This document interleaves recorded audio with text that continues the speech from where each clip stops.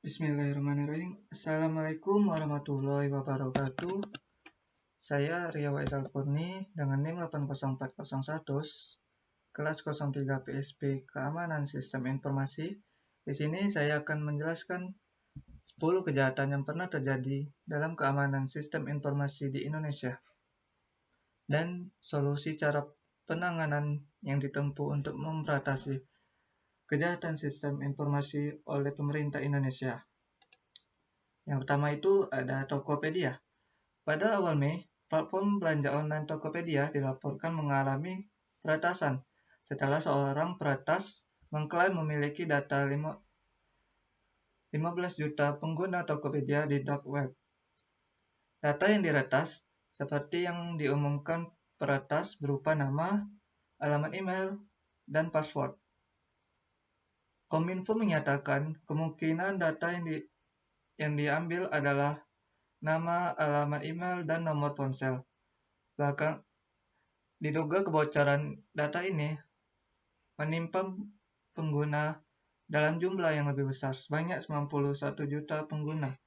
Tak lama setelah mengetahui hal tersebut, Tokopedia memberikan notifikasi pada semua pengguna mereka sambil memulai menyelidiki dan memastikan akun dan transaksi di platform tersebut tetap aman. Yang kedua itu ada YouTube PNBB.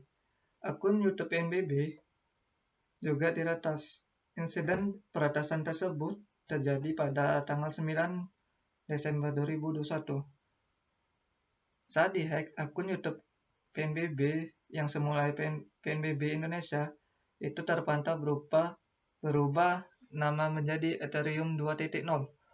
Selain mengubah nama, hacker juga menggunakan akun YouTube PNBB untuk melakukan siaran langsung.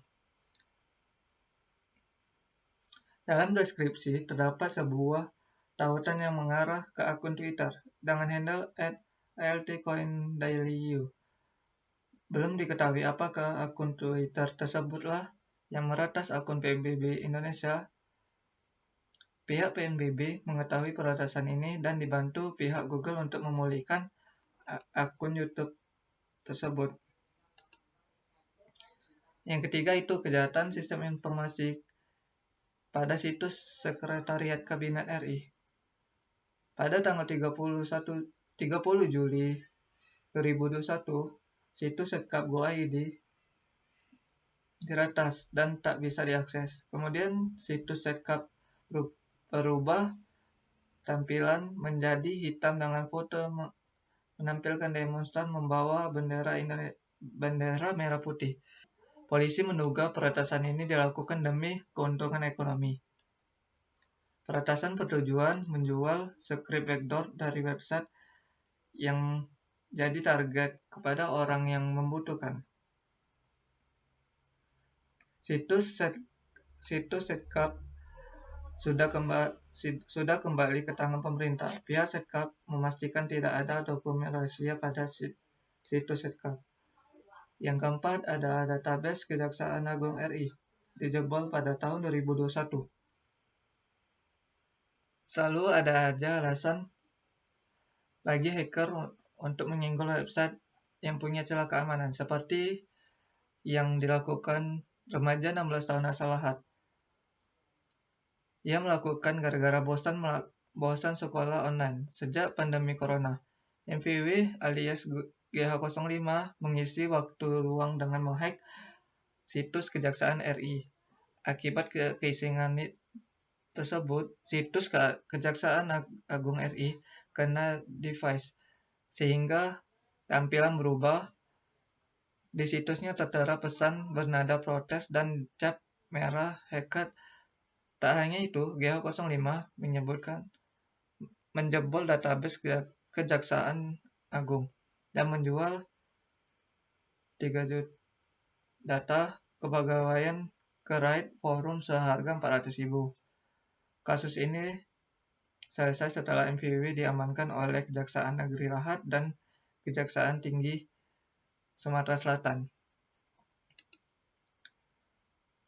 Data COVID. Pada akhir Juni muncul kabar yang menyebutkan dugaan peretasan COVID-19. Kementerian Komunikasi dan Informatika penelusuran dugaan peretasan basis data pasien COVID tersebut. Kominfo mengatakan database COVID dan hasil cleansing yang ada di data center aman. Kominfo juga berkoordinasi dengan Badan Siber dan Sandi Negara selaku penanggung jawab keamanan data COVID di Indonesia. Seorang peretas atas nama database shopping di dark web Forum menjual basis data dari pasien COVID di Indonesia. Tanggal 18 Juni, peretasan mengaku data tersebut diambil pada pembobolan 20 Mei lalu. Selanjutnya ada penjualan data nasabah BRI Live. Sempat ramai beredar di media sosial dugaan penjualan data 2 juta nasabah BRI Live dengan harga 101,6 juta. Unggahan tersebut dibeberkan akun Twitter @herok. Terdapat 463.000 dokumen yang diperjualbelikan. Dokumen yang tertera dalam tangkapan layar berupa foto KTP elektronik, nomor rekening, nomor wajib pajak, akte kelahiran, dan rekam medis nasabah BRI Live. Kepolisian menyatakan siap mengusut kasus kebocoran data tersebut. Menurut Kepala Biro Penerangan Masyarakat Divisi Humas Mabes Polri, Brigadir Jenderal Rusdi Hartono, penindakan tersebut membutuhkan aduan dari pihak yang dirugikan. Selanjutnya, kebocoran data Cermati dan Lazada. Kasus kebocoran data dari dua perusahaan tersebut beredar di situs Right Forum pada akhir tahun 2020. Di dalamnya ada database yang diperjualbelikan dari cermati.com sebanyak 2,9 juta pengguna yang diambil dari kegiatan 17 perusahaan. Sebagian besar kegiatan finansial, sedangkan Lazada mengalami kebocoran sebanyak 1,1 juta data. Adapun pihak Lazada mengatakan bahwa insiden tersebut keamanan data di Singapura itu melibatkan database khusus Redmart yang dihosting oleh penyangga layanan pihak ketiga, CEO dan co-founder cermati.com.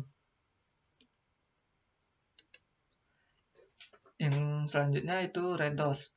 Pendiri komunikasi Ethical Hacker Indonesia, Teguh Aprianto, mengungkap adanya 5,8 juta data pengguna Red Doors yang dijual seharga $2.000 atau sekitar 28,2 juta rupiah pada November 2020 lalu. Data tersebut dijual di situs Right Forum yang bisa diakses secara terbuka. Data pengguna Red Doors yang bocor mencakup nama, email, password backread, foto, profil, gender, hingga nomor ponsel. Kendati begitu, pihak Red Doors mengatakan bahwa data personal, data pengguna finansial pengguna, seperti informasi kartu kredit atau password yang disamarkan, tidak termasuk dalam data yang dibobol. Selanjutnya itu Bhinneka. Beberapa hari setelah itu, tepatnya pada 10 Mei, kelompok peretas bernama Shiny Hunter mengklaim telah membobol 10 perusahaan, salah satunya e-commerce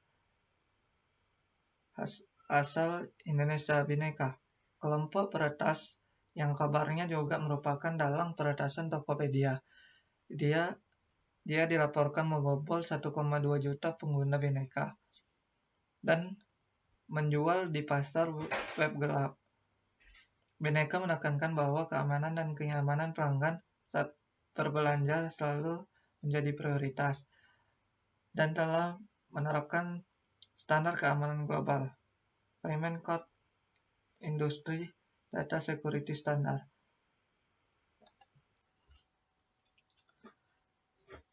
10. Situs Pusmanas milik BSSN.